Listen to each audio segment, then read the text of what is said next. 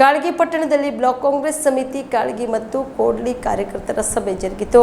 ಕಲಬುರಗಿ ಜಿಲ್ಲೆಯ ಕಾಳಗಿ ಪಟ್ಟಣದ ಜಗದೇವ್ ಗುತ್ತೇದಾರ್ ತೋಟದ ಮನೆಯಲ್ಲಿ ಲೋಕಸಭಾ ಚುನಾವಣೆ ನಿಮಿತ್ತವಾಗಿ ಬ್ಲಾಕ್ ಕಾಂಗ್ರೆಸ್ ಸಮಿತಿ ಕಾಳಗಿ ಮತ್ತು ಕೋಡ್ಲಿಯ ಕಾರ್ಯಕರ್ತರ ಸಭೆಯು ಅನೇಕ ಗಣ್ಯಮಾನ್ಯರು ಸಸಿಗೆ ನೀರು ಹಾಕುವುದರ ಮೂಲಕ ಕಾರ್ಯಕ್ರಮಕ್ಕೆ ಚಾಲನೆ ನೀಡಿದರು. ಇನ್ನು ಕಾರ್ಯಕ್ರಮವನ್ನು ಉದ್ದೇಶಿಸಿ ಬೀದರ್ ಲೋಕಸಭಾ ಅಭ್ಯರ್ಥಿ ಸಾಗರ್ ಖಂಡ್ರೆ ಮಾತನಾಡಿದರು. ನಾನು ಕೆಲಸ ಮಾಡಿದ್ದೀನಿ.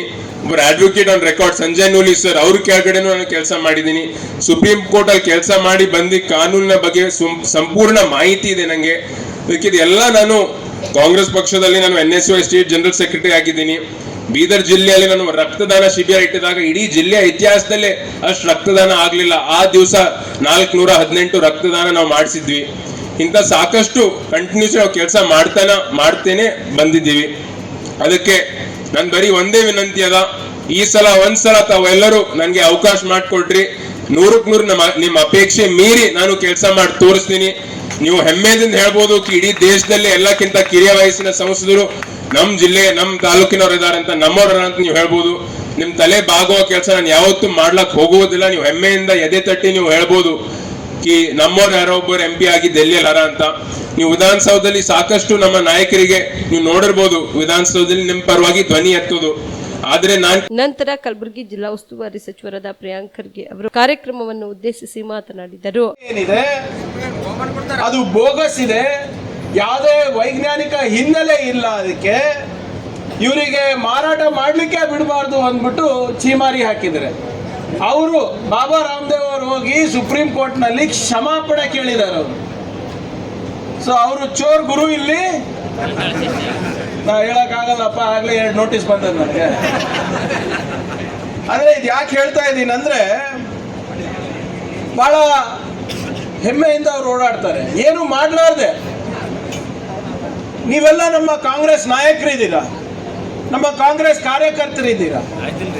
ಹಿಂದಿನ UPA ಸರ್ಕಾರ ಇರ್ಬೋದು, 10 ವರ್ಷದ UPA ಸರ್ಕಾರ ಇರ್ಬೋದು, ಹಿಂದಿನ 5 ವರ್ಷದ ಅವಧಿ ಕಾಂಗ್ರೆಸ್ ಸರ್ಕಾರ ಇರ್ಬೋದು, ಮಾನ್ಯ ಸಿದ್ದರಾಮಯ್ಯ ಅವರ ಮುಖ್ಯಮಂತ್ರಿ ಅವಧಿನಲ್ಲಿ, ಅಥವಾ ಇವಾಗ ಕಳೆದ 10 ತಿಂಗಳಲ್ಲಿ ನಾವು ನಮ್ಮ ಕಾರ್ಯಕರ್ತರಿಗಾಗಿರ್ಬೋದು, ಮುಖಂಡರಿಗಿರ್ಬೋದು ಯಾವುದೇ ಮುಜುಗರ ಪರಿಸ್ಥಿತಿ ಎದುರಾಗುವಂತೆ ನಾವು ಮಾಡಿಲ್ಲ.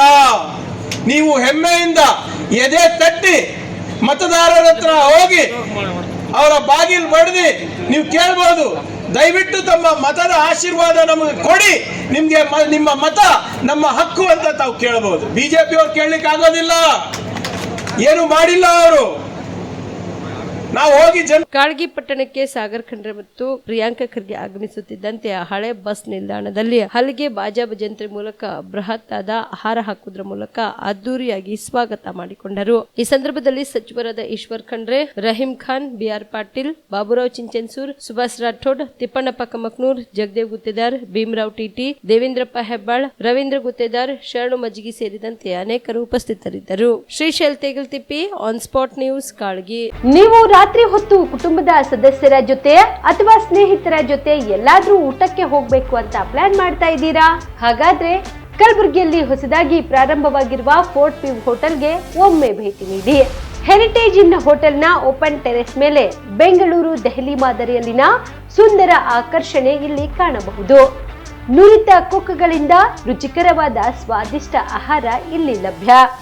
ತಣ್ಣನೆಯ ಗಾಳಿ, ತುಂತುರು ನೀರಿನ ಸೌಂಡ್ ಜೊತೆ ಕಲರ್ಫುಲ್ ಲೈಟಿಂಗ್ ನಲ್ಲಿ, ಲೈಟ್ ಮ್ಯೂಸಿಕ್ ನಲ್ಲಿ ಕಲಬುರಗಿಯ ಫೋರ್ಟ್ ಸೇರಿದಂತೆ ಕಲಬುರಗಿ ನಗರವನ್ನ ವೀಕ್ಷಿಸುತ್ತಾ ನಿಮ್ಮ ಕುಟುಂಬದವರ ಜೊತೆ ಅಥವಾ ಸ್ನೇಹಿತರ ಜೊತೆ ಊಟ ಸವಿಯಬಹುದು.